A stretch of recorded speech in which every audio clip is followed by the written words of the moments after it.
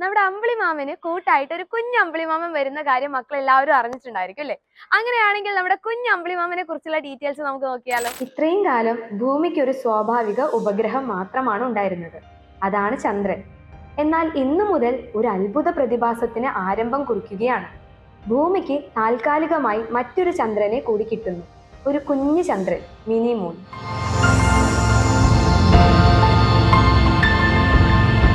നിശ്ചിത കാലത്തേക്ക് ചന്ദ്രനെ പോലെ തന്നെ ഈ ബഹിരാകാശ വസ്തുവും ഭൂമിയെ വലം വയ്ക്കും.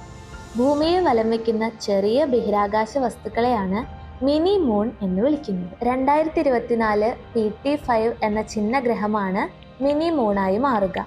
ശൂന്യതയിലൂടെയുള്ള സഞ്ചാരത്തിനിടെ ഈ ചിഹ്നഗ്രഹം താൽക്കാലികമായി ചന്ദ്രനെ പോലെ ഭൂമിയെ ചുറ്റുന്ന ഒരു ഉപഗ്രഹമായി മാറും.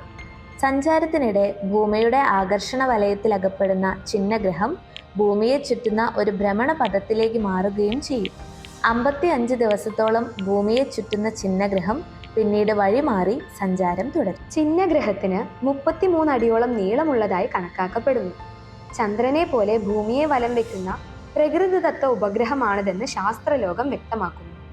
സാധാരണ ദൂരദർശിനികളാലും ബൈനോക്കുലറുകൾ ഉപയോഗിച്ചും ഈ ചിഹ്നഗ്രഹത്തെ നമുക്ക് കാണാൻ കഴിയില്ല. സെപ്റ്റംബർ 29 മുതൽ നവംബർ 25 വരെയാകും ഭൂമിയുടെ ഭ്രമണപഥത്തിലൂടെ ഈ കുഞ്ഞൻ ചന്ദ്രനും ചുറ്റിത്തിരിയുന്നതെന്നാണ് വിവരം.